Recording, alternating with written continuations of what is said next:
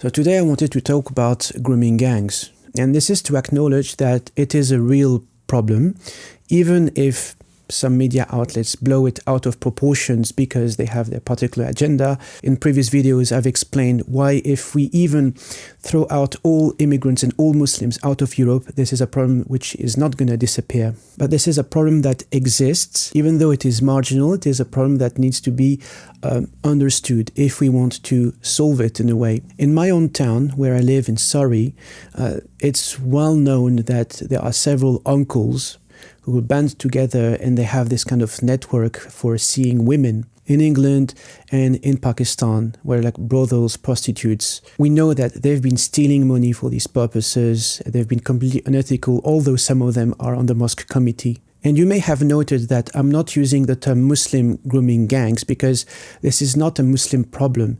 If these people were following Islam, these things would have never happened. You can't be a Muslim and engaging with like prostitution. They may identify as Muslims, but they do not follow anything of the religion. They might be on mosque committees, but their behavior is completely anti-Islamic. Hello and welcome, my name is William, researcher in sociology at the University of Warwick in the UK, and this is a video series about my latest book, Muslims in the Neoliberal Empire, about how the society colonizes us and what can we do about it. And there are other problems gravitating around this issue, the consumption of porn, human trafficking, drug problems, gangs problems.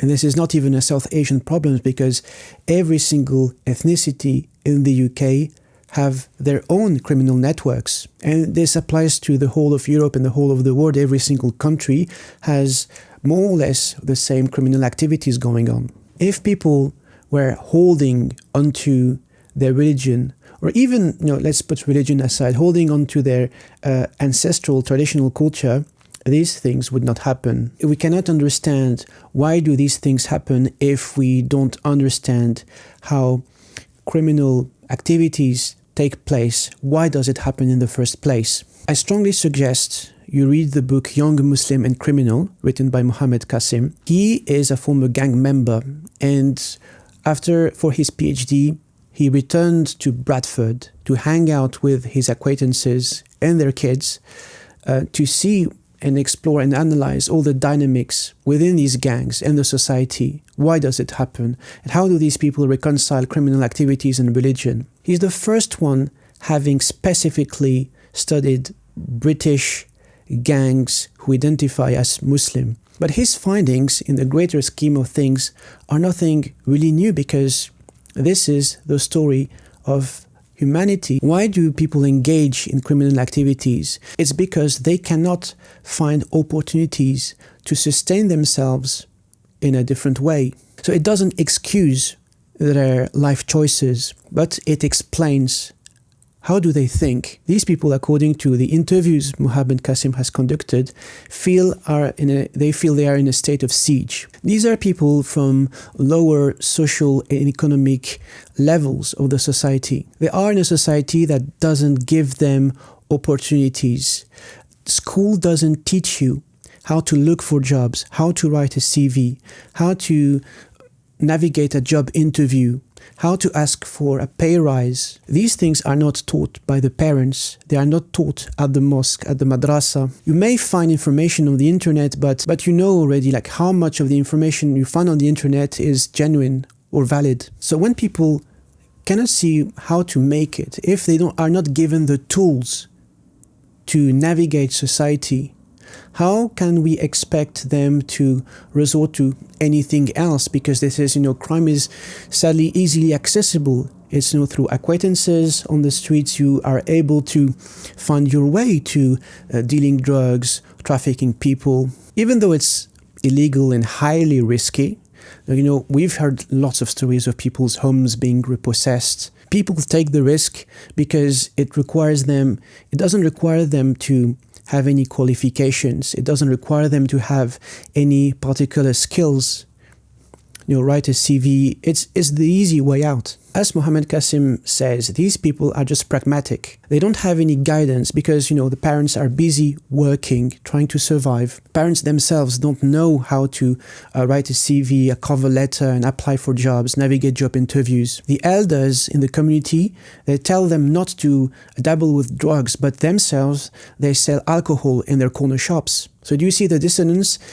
You have people at the mosque telling them that drugs are forbidden in Islam, but then the uncles, they sell alcohol. Mohammed Qasim also noticed that the imams who come to these mosques are coming from Pakistan, where they have all their training, and they are disconnected. They don't know the UK context. So they don't have references or role models, to put it simply, to follow, and they don't have access to mentorship. They don't have access to sponsorships, people who are going to show them the tricks of the trade. And one story I often recall is the story of my wife's cousin. He has a degree in aeronautics engineering, but all he knew in his life is working at this taxi dispatch center. So when he graduated, in his mind, his only option was to continue in the taxi dispatch center. And this until my wife, who's been working in student support for many years, told him, look, I'm going to help you write a CV. I'm going to coach you for job interviews, and you're going to apply to these companies. So 2 weeks later, he does the thing, he submits his CVs, cover letters, go through interviews, and he got a job for a big aeronautics company. So this is an illustration of the state of siege that young people perceive, because nobody is there to give them the tools. Maybe it's going to change with future generations as people get more trained and there is more intra-community solidarity. And the other problem, which Mohammed Qasim talks in his work, is the punitive justice system, because justice here in the UK at the moment removes people from the society when they commit crimes, but when they are released, they are not given any tools or opportunities for them to take a different path in life. And this is why you have so many repeat offenders, and it becomes a cyclical problem. You see that every stakeholder in the society shares a bit of responsibility.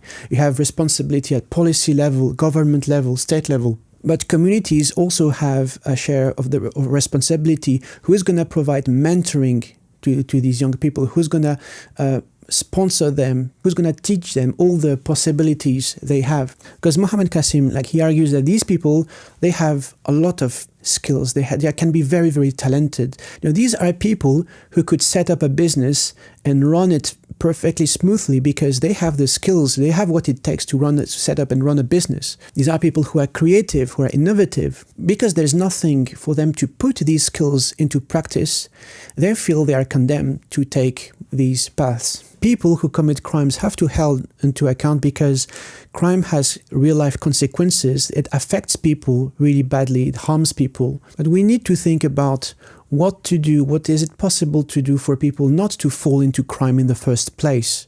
Because there are ways. It's just about implementing them. So I hope it has shed light on some of these issues. If you want to dive deeper into these topics, first of all, read the book of Muhammad, Young Muslim and Criminal. And if you want to dive deeper into what can we do in the society for people to be able to recover and heal and flourish from all these things, feel free to subscribe to my newsletter. Well, I'll just publish updates when I organize live events in the UK, in France, or the US. We'll be also organizing online live events where I can distribute parts of my work. We'll have discussions, conversations around it in a more interactive way. Thank you very much for watching, and again, take care of yourselves and each other.